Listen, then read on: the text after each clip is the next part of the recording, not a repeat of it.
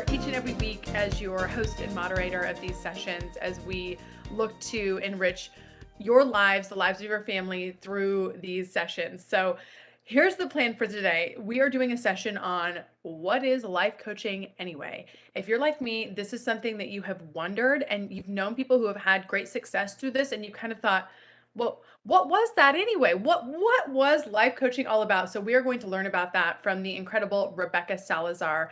So who is Rebecca Salazar? Let me tell you a little bit about her. She is a transformational life coach, and her business is Rebecca Salazar Transformational Life Coaching.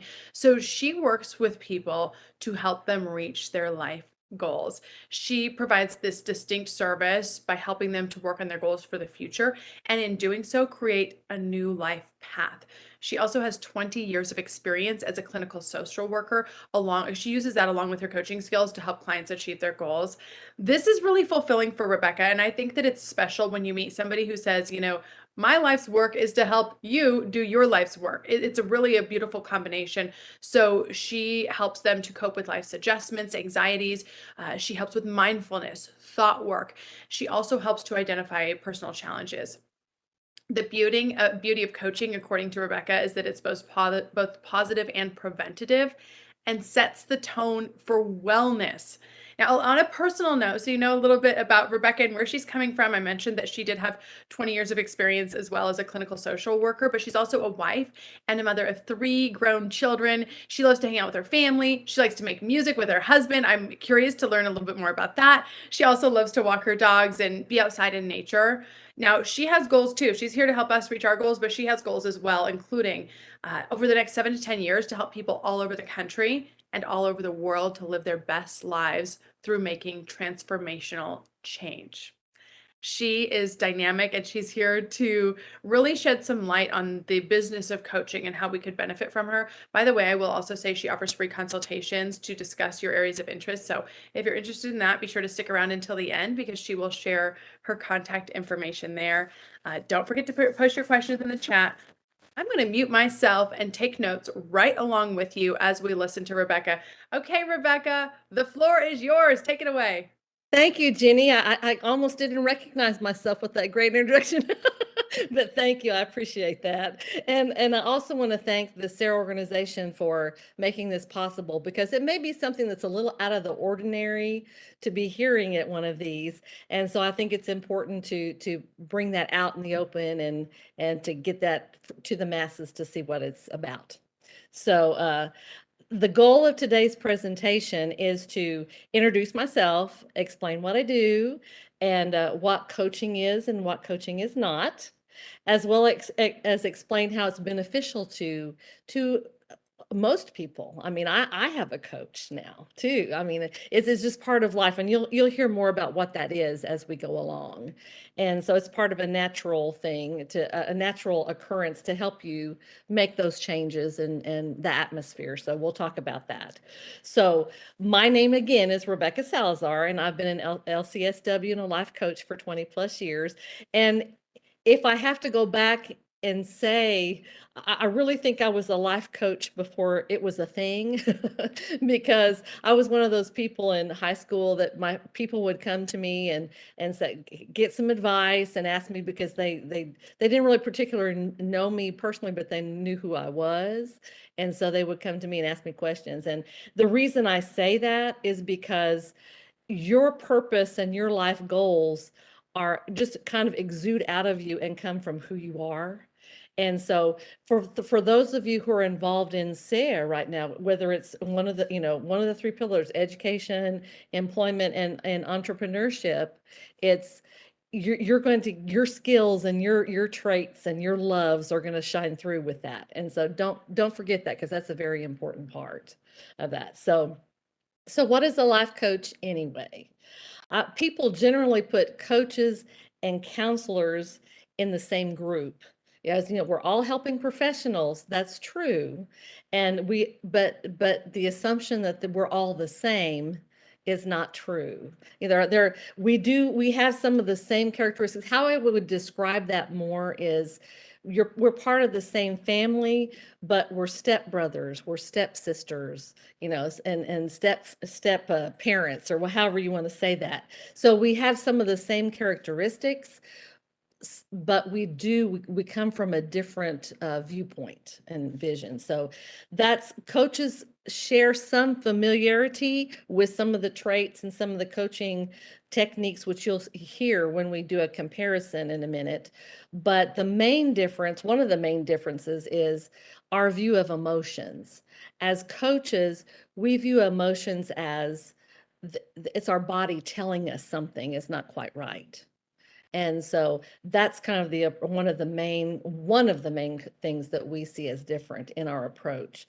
So I thought a good way to do this would be just to go ahead and do a talk on coaches versus counselors. And so it'll give you some idea of some of the differences. Now, let me preface this by saying this is not an inclusive list by any means. This is what I see from my experience as working as a clinical social worker and a counselor. Other people might have a little bit of different experience and a little different view, but this is how I see it, okay? So the first thing I would say is coaches they focus on the present and the future. So for example, if someone were to come to me and say, I um I'm having trouble, I want help with being a better parent. Okay, so that's how I am now. I don't feel that I'm a very good parent in some areas right now. So what we would do is we would talk about that, and I would say, to steer the conversation, is how would you like it to be specifically, and name some of those things. And so that's how we would begin our work together. Try the information gathering, trying to see things as the client perceives them, as opposed to a counselor, which the counselors focus on the past.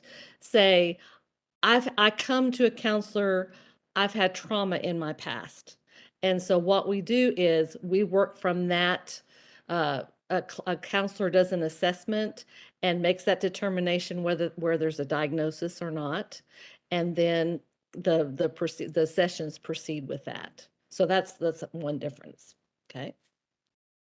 The coaching relationship is viewed more as a mentor colleague type of situation. Okay. Counselors, it's more like a doctor patient type. The doctor is the expert. The doctor fuels it and manages the session. So we'll talk more about that in a minute. So as such, it's usually a less structured environment, because you're talking about the client is running it. You're working, the client comes to you with what they want to work on. As opposed to a counselor, it's more structured because the counselor makes the diagnosis. The counselor has evidence-based practices that they use to help the client. Okay. Another area that's a little bit different is in coaching. Coaches want to discover what the client is working on.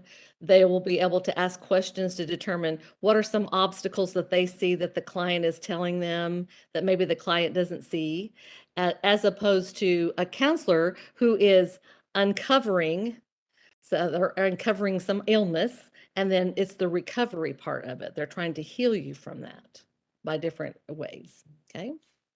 And like Jenny said at the beginning, coaches work with a wellness mentality. They work with people who are more they're able to function in society. They're not an illness is not impacting them from doing what they do in their day-to-day life, as opposed to a counselor who has the healing emphasis. Again, that doctor-patient relationship. So just to emphasize that again, a coach works with more healthy people, well-rounded people, and counselors work with people with a diagnosed illness. So in coaching, work is based on achieving the client achieving their full potential. So whatever they want to do, you work with techniques, and we'll talk about that a little bit later, what actual work is with a coach. And in counselor situations, you work based on a mental health diagnosis because again, there's an evidence practice, and so it's more structured. In coaching, a diagnosis is not required, but in counseling, there is a diagnosis that is required because it's driven by a diagnosis for reimbursement and for the benefit of the client and the patient. I mean, and the counselor, excuse me. Okay. So one area it might be similar between coaches and counselors is coaches are client centered. That means the clients run the session. They get to decide what they want to work on. That's what I mean by running the session. It's driven by that. And then the coaches help with that.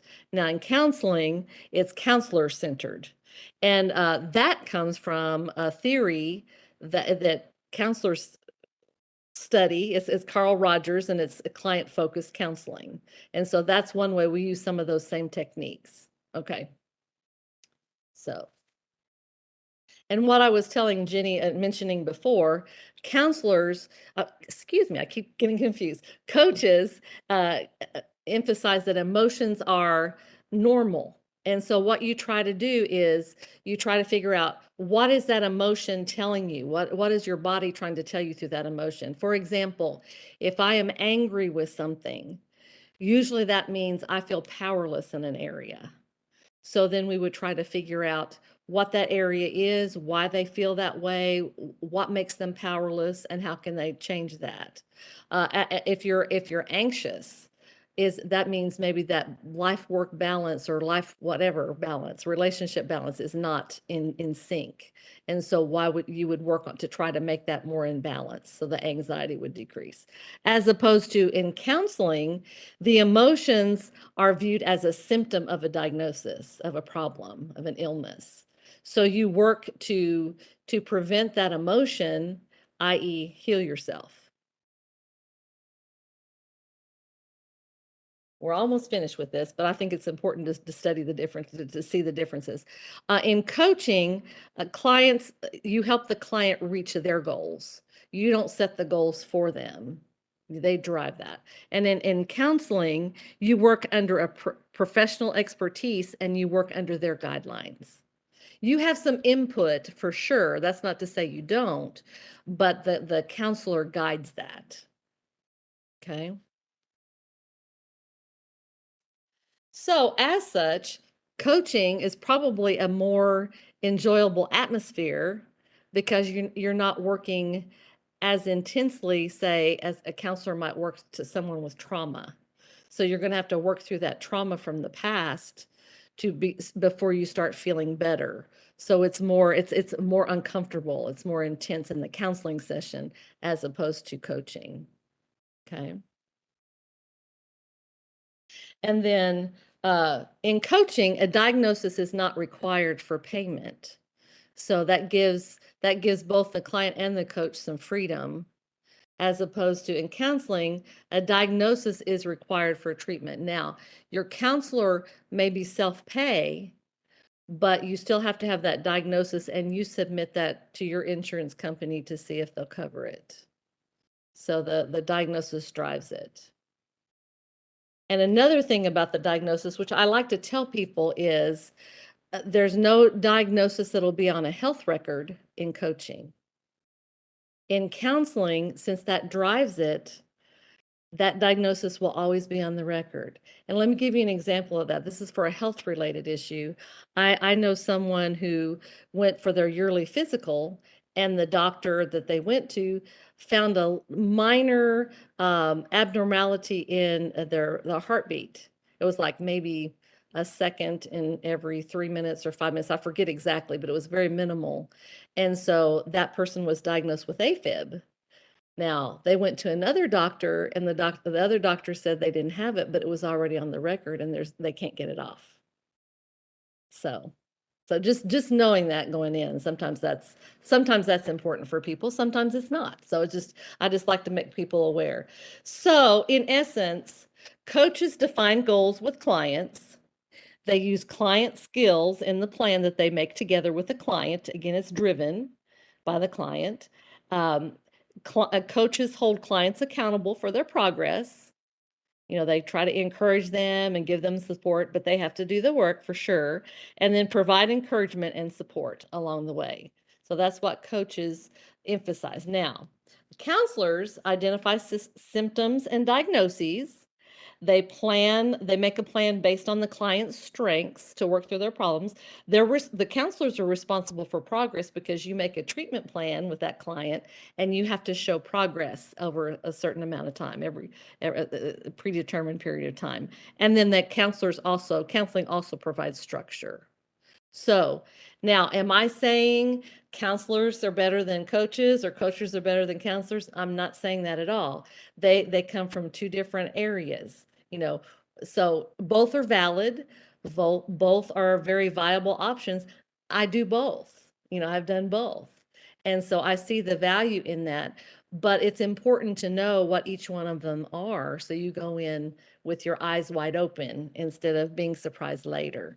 And so that's why I wanted to go into the differences. Now, when you're talking about coaches, how many types of coaches are there? Well, I mean, there are quite a few.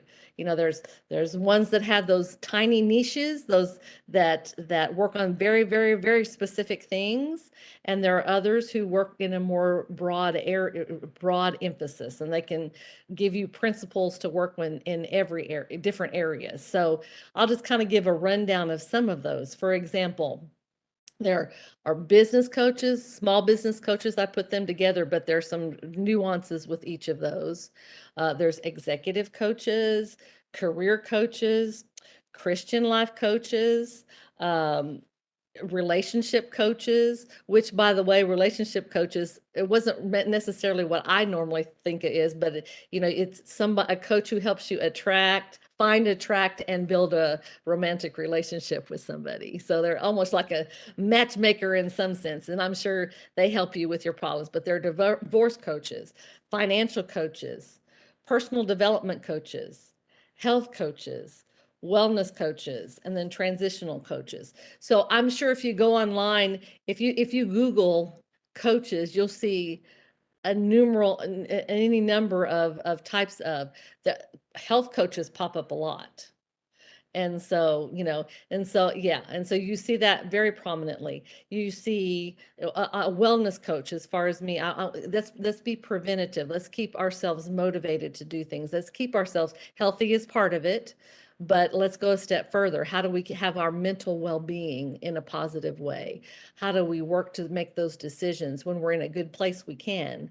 When we're a little bit anxious about something or nervous about something, how do we calm ourselves down? And we go into all this about, our brain can be our biggest blessing or our greatest curse, because we go back to that programming from our experiences. And so we're automatically going to go back as far as we're programmed and remember those things unless we change our programming. And that you can change it. And that's what coaches help you do. That's what I help people to do. Try to change well, I didn't ever think about that. I guess I can change it. It's all a matter of perception about how you feel about things. Can I change my mind? An important thing I'd like to bring out, and is, if you think about it, our thoughts drive our feelings. How we think about something, that's how we feel about it. And then that determines what we're going to do, what action we take. And then that action gives us the result. And our result always goes back to coincide with that thought. So it's our actions don't give us the results that we get. It's our thinking gives us the results that we have. So coaching is a very big on how do we change that thinking. We don't want that amygdala in the back of our brain to go off and say, oh, that bear's running after me, I've got to go. Let's bring it back around, and let's try to get our brain to think logically again, so we can have some of those thoughts and calm down and think logically. So So, the role of a life coach is to provide clients with questions, observations, feedback, encouragement, support, and accountability to be able to work through and meet the goals that they have established. They're a collaborator, they're a partner, they're a mentor, and a guide giving guidance at times on this is where I see, let me offer this to you to try instead of the direction you wanted to go down because of this, and just see what works for you. You know, coaches don't make decisions for you. You make all the decisions for yourself, but coaches are there to encourage and support and be that mentor. Now, we've talked about what coaches are. Let's talk about what coaches are not. And so I would say coaches are not a sounding board for complaining. And a lot of times you get into a session, and this can happen sometimes in coaching too. You have somebody that just saying, I can't do this because this happened to me. It's not my fault. So the role of a coach is to interrupt and say, okay, so that didn't work for you. How could you have changed what you have done or what you did to have a different result? And so that's what we do. We try to redirect when we need to and point in the right direction. And they also, again, like we said in the comparison, they do not treat mental illness or heal trauma from the past. That's not what they do. So if somebody comes to me for coaching and I determine that maybe they've got something in their past that's really keeping them from moving forward, and it's mental health, the experience they've had from the past, I say, well, you probably need to do counseling first, just so you can get that help you need. Okay. So, how does a life coach benefit you? From my own experience, a life coach keeps me centered. Sometimes it makes me angry because they don't tell me exactly what to do. I've got to figure it out. But they point me in the right direction. They give me counsel. I get to speak with them one-on-one. I get to uh, get their a benefit of their expertise to help me move forward. And so it's they're enhancing what I already want to do and what's inside of me to do. So how can that help you as a somebody who is receiving services at SARE? Well, I mean, they can help you think about, I'm here for an educational program, or I'm here to get a job. It helps you figure out maybe at a different level, and I'm sure there's a lot of people at SARE that help with that. But also, if you need that little extra oomph, they help you explore what your thoughts are, and they can see those characteristics that you have, and point you in the right direction, to at least have you consider that and see if that's viable for you. So that's a really good option for anyone, and it gives you the freedom that you don't need a mental health diagnosis in this situation, so you don't have to go that route. And then, which, if you do, great, but if you don't, it's just an extra layer that you don't have to take on. So how would a life coach work with people? If you think about your situation, you think about, well, some people need help with, communicating. Some people would like to be a speaker in their job, be able to get up and give presentations, and they can't seem to do that. They're stuck. Or they want to apply for a different position at their company they're working in, and they just can't seem to get out of that pattern and those old habits they're in to make those changes they need.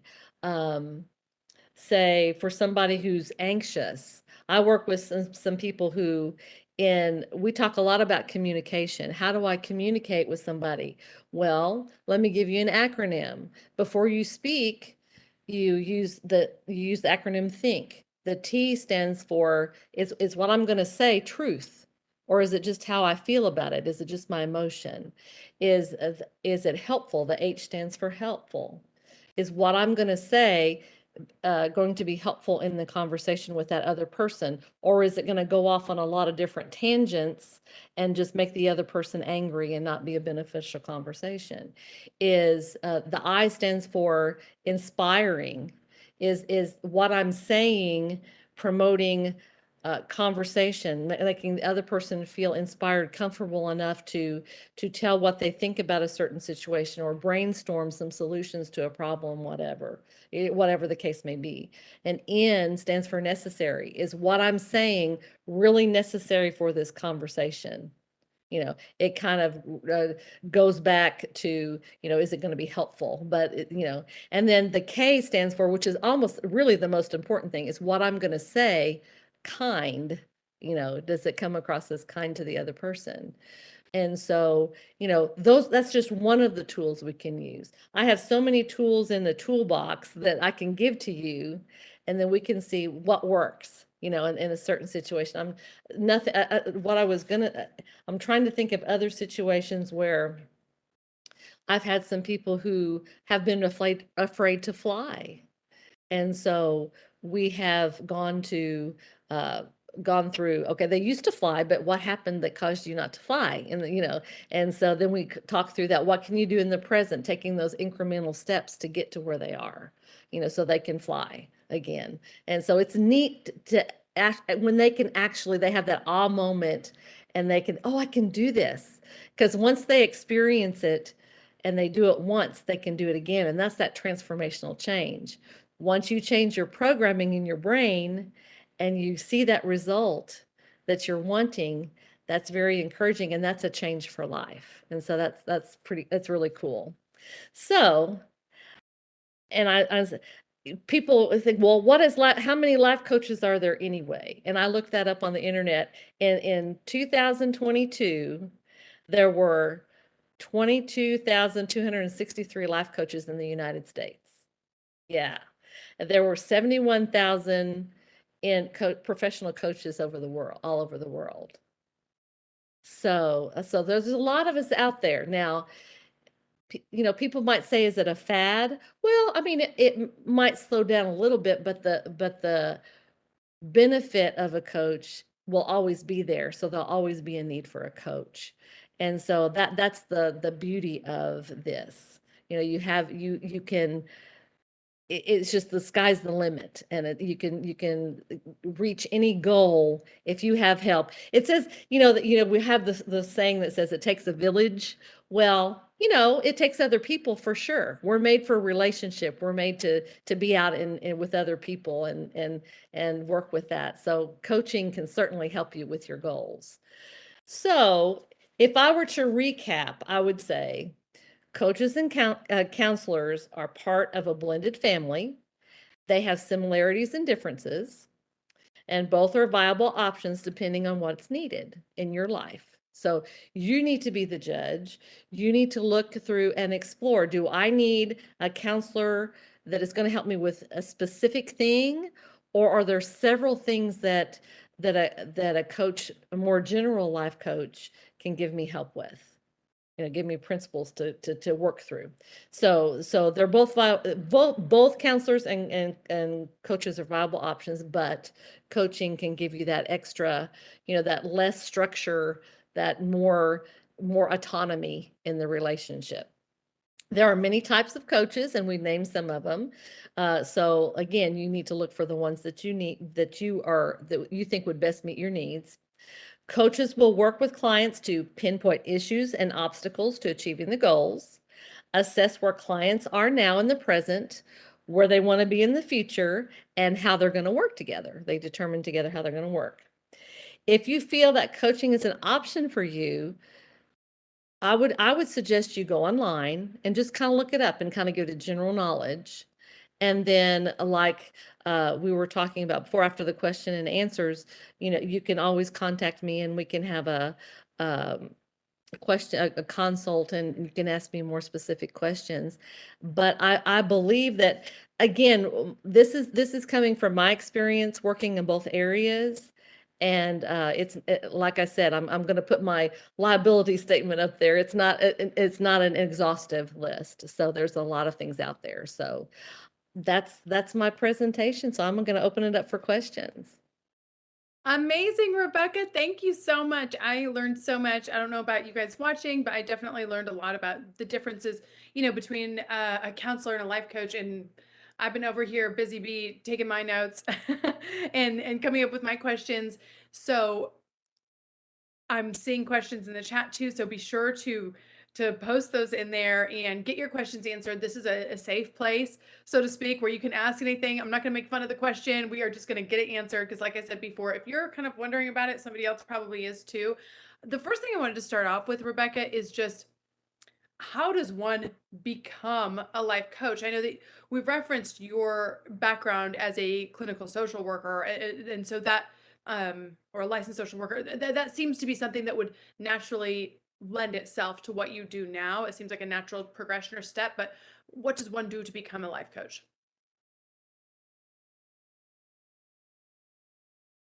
Oh, shoot, you're still muted. I'm sorry. Yes, thank you. There Thank we you. go. Perfect, Yeah. perfect. Yeah. So that's a great question. For me, since I have the training in counseling, some of those things I can bring into my coaching. So I am qualified to be a coach. There are some, and they're varying degrees. It's not very regulated. So you can go to, there are coach training programs that you can go to and be certified to be a coach. There are people who just have an expertise in an area. Say, for example, a person in the corporate world who is an executive and has lots of years of experience. If they can tell or promote their expertise in that field, they for sure can do that. Financial coaches the same way. If they have several years in the finance profession, they can help people with finances. So it's a broad range, but you do have to have some level of expertise.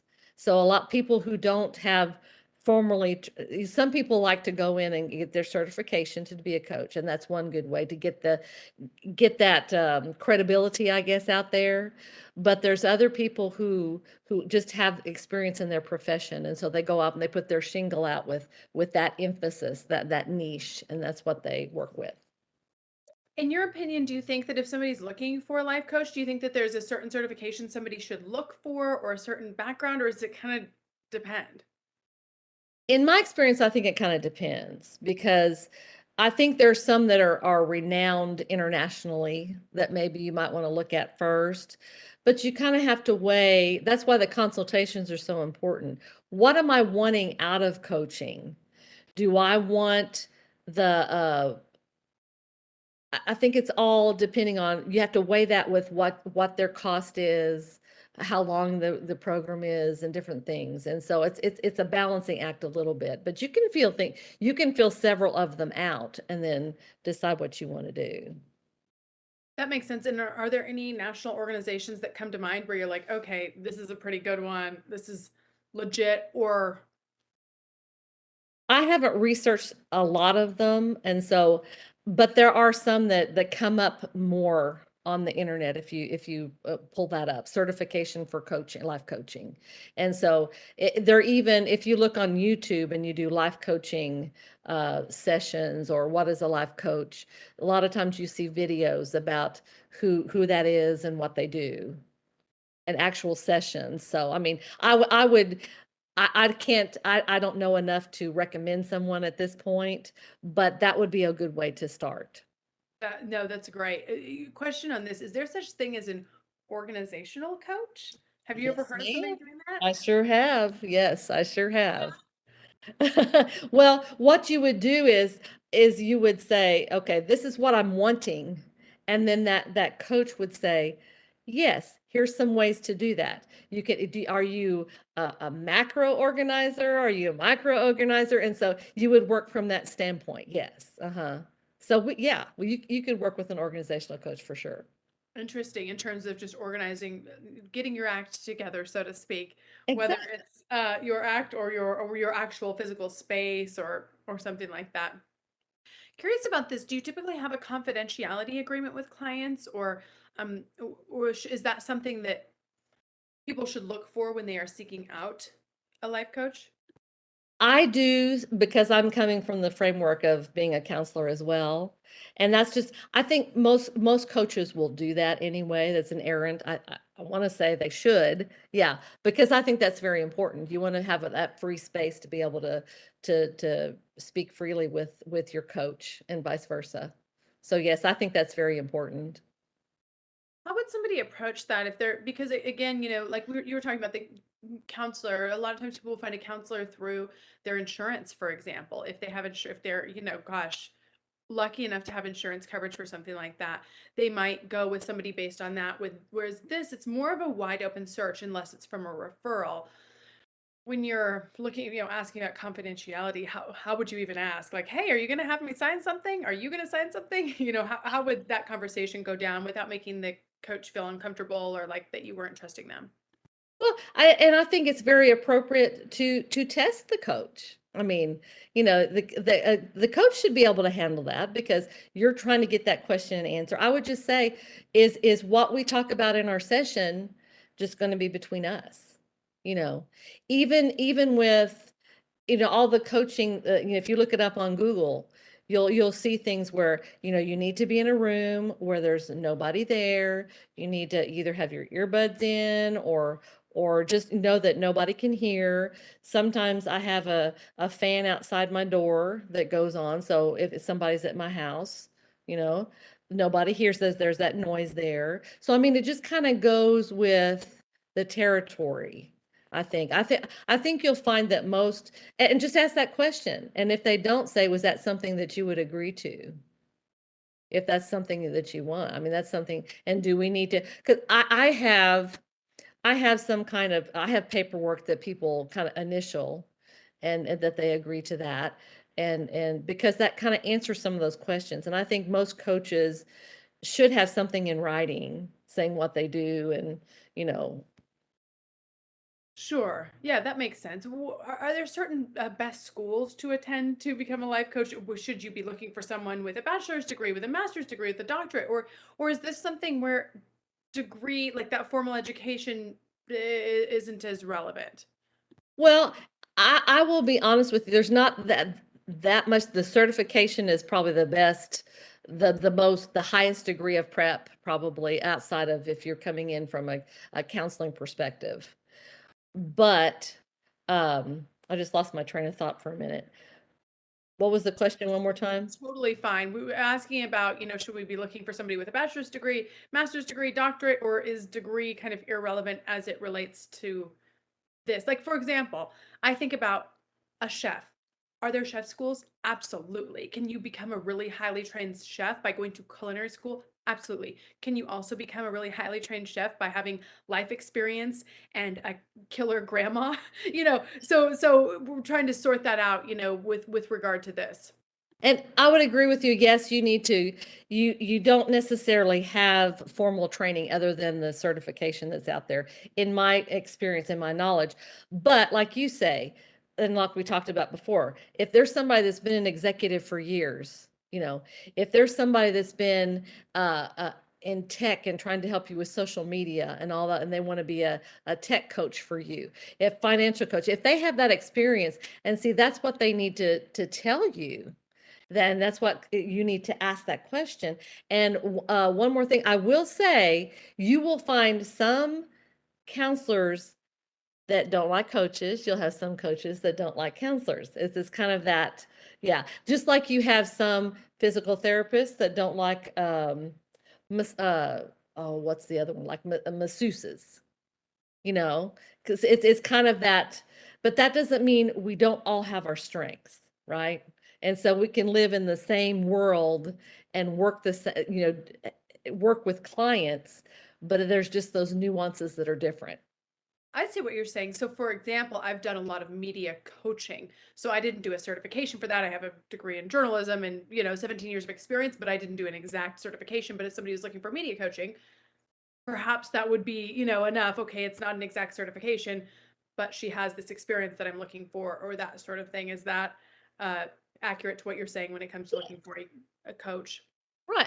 And even if you want to take it down to this level, if you want to go to an acting coach or you want to go to a vocal coach, or Sure. it's the same type of principle. Yeah. Yeah, that really makes sense. Can you talk about some of the things that you have worked on with your clients? Perhaps a success story or a situation, point A to point B. Yeah. I've worked with somebody came to me, they were going through a divorce, Their spouse had trouble with alcoholism, and basically, they had been supporting the family for the last 10 years. Basically, the other spouse was not in the picture because they were having trouble with his addiction. And so they had two children. So finally it ended up that they were getting a divorce. And so she just came overwhelmed to counseling, I mean, excuse me, coaching, to try to get a handle on, now I'm here, I'm making all the decisions, which she was anyway, but see, it's that thought in her mind, now I'm by myself, when really she was by herself anyway, for the last 10 years, basic for all practical purposes. So it was coming to that realization.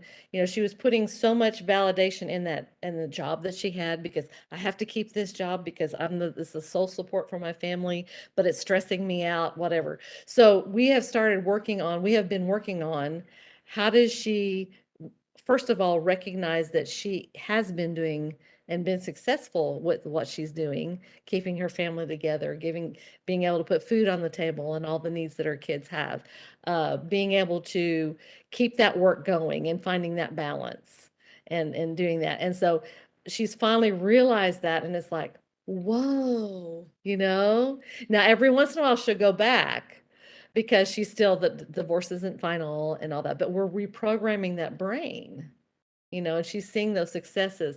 And I'm guaranteeing you, when you see those successes, it seems like such a simple thing to, oh, I'm just going to reprogram my brain, but it's the hardest thing to do. Yeah, thus the need sometimes for a coach. Can you explain the difference between talking to a trusted friend? Is that situation you just brought up is something that you might talk to a trusted friend about, versus talking to a coach? Some of the differences there. Yeah, I would say the biggest thing is that sometimes a trusted friend doesn't want to hurt your feelings. And so they're not going to really in deference to that, they're not going to say what maybe they really think about a situation. They don't want to, they want to bring something out maybe about the spouse that has a problem, but they don't want to put that wedge in that relationship or whatever. And so a life coach, you hire a life coach to help you through that. So they're going to, like we said, talked about complaining. They don't help you with complaining. They say, let me stop you here. Let's redirect this. Let's talk about what are your thoughts about that complaining? Let's identify that a little bit. Where is that coming from? And so they've learned more. They have more knowledge about how to ask those questions and listen. So I would say that's probably one of the biggest differences in my experience. I can definitely see that. Man, friends, and sometimes you need both of those things. Sometimes you need somebody to be like your yes woman, to be like, you know what, you are awesome and you rock. But when you're paying somebody, you expect maybe a little bit more reflection and ideas and things like that. So that's very helpful to know. You kind of, that's part of the village, right? You like the trusted friend, the Rebecca, maybe the counselor too, who knows, all of those kind of things. I'm curious to know about what you did as a social worker. Can you tell us about that Yeah. career journey?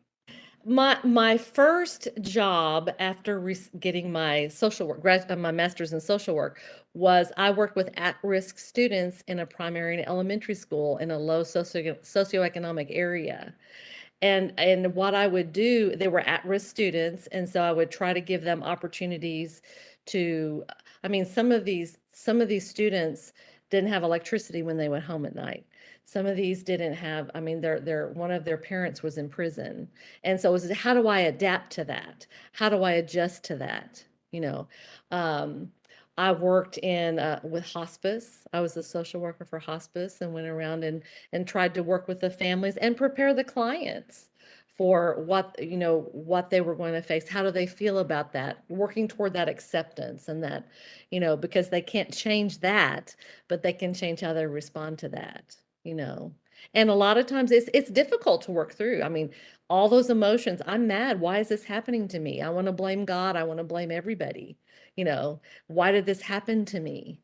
you know. So trying to have them to come to terms with that and go through the grief process. I worked in a prison for a time, an ICE facility, and boy, that was an eye-opening experience. But it was interesting to work with different personalities and have some of them that were very volatile, but others that were kind of accepting where they were and what they did. So the whole gamut there. And so, I was in private practice for a while. Trying to think what else I can say. I worked with senior adults for several years in retirement facilities and assisted livings, helping them deal with transitions in their life. So. Wow, you've done it all. And then I was answering a question in the chat at the very beginning. Did you say that you did foster children or no? Or was that the Well, one?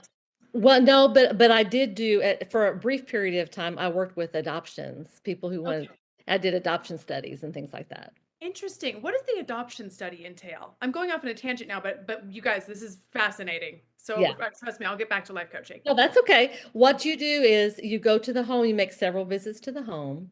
There are certain guidelines that the home has to have for them to foster kids, has to be set up a certain way. You have to, you talk with each of the spouses, then you see what their wants and what their desires are. And you're really you're their advocate because they're the ones that want to have a foster child. So you're trying to get them, at least that's how I viewed it. Now, sometimes the agency said, well, this is what we've got. But so if you don't want, I said, well, this is what they're looking for. Now I can talk to them and see if they're willing to change that. So you were kind of the liaison. You made sure they were set up and you went several times. I want to say, so that's been several years ago, but I want to say I at least made 2 visits. I think three, really, I think, if I go back and remember. To make sure the families are in compliance. Yes. Uh-huh. Wow, and that could be I could see that being, just all of these different things that you mentioned setting you up for what you do today, because of the delicate nature of a family having a desire for, a child or to help with a child during their transition, perhaps back to, their birth parents or something like that, or perhaps fostering to adopt, and they're wanting to do it, and you're saying, well, wait, you have to change this thing about your home first. So that's a navigation, is it not? Yes, it is. Say you walk into a house and there's that office area, but they want that as a bedroom. Well, there has to be a door there. Different, logistical things like that, as well as other emotional. And are there any other kids in the family in the home? How is that going to work? And you have to do those assessments and things too. Wow, very interesting. Yeah, that's when you mention all of it, and that one, in addition to hospice, just sounds so, interesting and challenging, and something that set you up for this. Okay, we've got a possible scenario that Okay. somebody wrote in and asked, how would you handle a situation in which a client wants coaching for how to deal with an employee who has seniority or tenure but is not carrying his or her load? So the boss is like, hey, I'm the boss. But my employee has been here forever and is kind of, just not up to task compared to maybe the newer ones that are coming in. Okay, so you're talking about the employee that has a lot of experience and the boss who's been there is over you, but it's not carrying the weight. Is that what you're talking about? No, it sounds like they're asking about the boss would be your client, and the boss has Okay. an employee who's been around for a long time but isn't Okay. really doing much. Gotcha. Okay. Well, that's delicate. That can be a delicate situation. And so if you're going to speak to that person, you're not ready to do that right at the beginning, maybe, but I would use that think acronym that what we were talking about before, then the communication once you get to that point. But how I would work with that person, I would say, okay, so um, what is the job description of that person? Let's just talk about this a little bit. What are the responsibilities of that person? Is there a way that in your thinking, can you get your mindset to where you're helping that person with support for that job until they actually, maybe there's a part of the job that they didn't really understand, and so they haven't picked up that ball and rolled with it. What is it from your perspective that you can do to help that client? Sometimes they're just belligerent. I had somebody when I worked at the MHMR. I had this employee, I was in charge of the adult side. And so there was one of the other clinicians in there. She had been there forever. And so we had windows in our door for a reason, for safety. And she would always put a piece of paper over that window. And so I had to confront her with that finally, because I gave her enough chances to say, now this is something that is for your safety. You've got to have this open. If you don't, I'm going to have to do something about it, but I've worked with her long enough that I could say, I've given you chances, and I can't give you another chance. Sometimes it gets to that point. Sometimes it doesn't. It just depends. Maybe if you just clear the air. I notice, and you discuss those things. I notice that you're doing really well in these areas, but there's this one area that let's talk about a little bit. What are you thinking about this area? What is their understanding? And maybe it's just as much as them clarifying for them what they think they're supposed to do, and then what they're actually expected to do. So there's a lot entailed in that, but it comes first. You have to come from the supervisor's perspective and say, is there something that deficit that I'm not showing that person, you know, to get it started. That's interesting. So taking some responsibility for education, training, understanding of job position, that sort of thing. Yeah, that's I can definitely see that. Okay, let's do one more scenario here. Let's say somebody loves their job, enjoys it, but they've started to notice that everyone's working from home now. And they're at an office where work from home is not allowed. How would you recommend that they sort of approach the subject with their boss, thinking, okay, I still want to be here, I still want to be full time. However, I would like to be able to be, do what do people call it now? Hybrid? Is that what you all are doing? I I guess think I'm doing a little so. bit hybrid today. But how would you suggest that somebody approach that with management? Whoa, that's kind of tough, because there's some agencies that this is where we're going to do it. If you don't want to do it, oh, well, Elon Musk, if you're not going to come back to work, find another job, right? So that's tricky. That's tricky, because sometimes it depends on the relationship you have with your supervisor. First off, if that's even an option for them, if you feel like you can go to them and talk to them, what is the wiggle room? Is there any wiggle room? Sometimes there is, sometimes there's not. And so you've got to decide. It may come down to the fact that I've got to weigh this. You know, if they say no, is that enough of an issue for me? Even though I love this job, do I need to start looking for something else that is in the same field and something that I love to do, but they might allow that, you know? You never, that's hard to predict. But then I think before you even do that, again, you have to bring it back to you. Why do I want to be hybrid? Why do I want to work from home? Maybe there are some very good reasons. Maybe I'm taking care of a parent, or maybe I have a young child that is, because of COVID, they're shutting down the daycare a lot or whatever. So you have to kind of view, what are my reasons for wanting this? Are they are they valid reasons, or it's just because I feel like this is what I want to do? And a lot of times, if you come up with valid reasons and you present that, at least your supervisor knows that you've been thoughtful about that, and you're not just saying, well, I'm doing it because I can, you know. Right, like my best friend is working from home and I want to be able to meet them for lunch. Not a valid reason, but Yes. yes, some of those other reasons perhaps more valid. I really enjoy the scenarios. I would love to hear from you. What are some of the more common things that people come to you for? What are some of the more common sticking points where they're like, you know what, I am stuck here and I think that I need to hire Rebecca or a life coach in order to get through it? What have you been seeing in your practice? I tell you, for the last 2 years, it's just been fear of getting out, fear of interacting with people.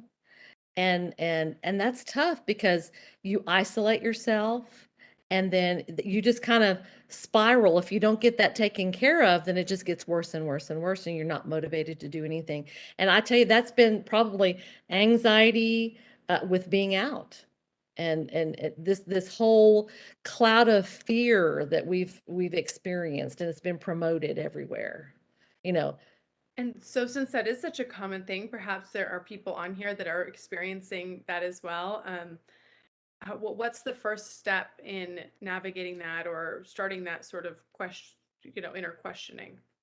Well, I would say, you know, is there something in your experience that is making you afraid of getting sick and dying or whatever? Is there something in your past that is that, and we don't work on past, but sometimes we have to ask those questions to, because we're in the present here and we say, oh, I can't go out. Well, why? What, how is it? I would steer clear of why questions, because that kind of insinuates blame. But if you can say, how are some of that reasoning? What are some of the things you're thinking behind this? Try to get them to rationalize why they're thinking that. And a lot of times, Jenny, they just have that programming. That's anxiety. That promotes that anxiety. So when your amygdala in your brain is fight or flight, you can't think logically. So it's, how do I reprogram that brain to think, okay, let's calm down a little bit every time you think about going out, or you have to go to the doctor, or you have to go somewhere. You have to go to the grocery store, or you can get things delivered, but sometimes you just have to go to the store. So how am I going to do that? What are some of those mindfulness exercises we can work on to get me through that, knowing that I still have that feeling that, oh, COVID, dread, dread, dread, I'm not going to talk to you about, but at least you're out. You begin to take those little steps. Go out and, take a drive into the country and go sing to the cows in the field. They'll either run to you and want to hear you, or they'll run away from you. But somehow that you start getting out, taking incremental steps to get out into the world again, you know, at your comfort level. That's great. Yeah, I think that's really good advice, and I can see why it would be so pertinent because, of course, many people did experience, many people, I'm sure in your practice, did get very sick or lost loved ones, or they have a real reason. Mm. And perhaps some people don't, but for sure some people do. So it's a reality that they're sort of working through. Rebecca, you have been so helpful and so engaging. I loved the question and answer session. I'm glad we got time to do that. Now, for the fun part, which is how to contact you. If people want to get in touch, I know you're based in Texas, do you do virtual chats like this, or how do you see your clients? I do it virtually, and I do it through a platform called Simple Practice is what I do. So the website will be in the chat, I believe. I think it was going to be put in the chat. And so what you do is you go on there, you look at my website. If you're still interested, you request an appointment, and then I'll get your message. And then I think on there it should give you, give me the email information if it doesn't ask for it. I haven't looked at that for a little bit. So be sure on that information you send me your email address, and then I can get in contact with you and we'll set up a consult. And that's free. Consults are free. Fantastic. Okay, great. That's excellent. And it is done virtually. So she's based in Texas, but who cares because she's everywhere. Yes. Yes. And coaches aren't limited. My license, I'm limited to Texas, but Ah, coaching, I can do any state. fantastic. I bet that was a smart move for you then. Rebecca, thank you so much. I sincerely appreciate your time today. Great job. This Thank was you, this Jenny. was really, really quite lovely. You're welcome. So you guys just note in the chat, the website's right there. So you can click on it or copy and paste into your notes so that as soon as we log off here today in like 30 seconds, you can go on there and then book if you would like to. Also, I want to direct your attention to, SARE has a wealth of programs. There is so much for you. A lot of it is complimentary. So that sare-national.org is up in the chat as well. And then the YouTube channel. So if you want to perhaps watch this again on replay to get more advice or send it to a family member or friend, we would love for you to be spreading the word about these sessions. You can just click on the YouTube channel. This particular session will be up by next Wednesday, right ahead of our next session next Thursday. Rebecca, sincere thank you to you Thank you again. so much, Jenny. I appreciate it. You are welcome. My pleasure. And I will see all of you next Thursday. Bye, everybody.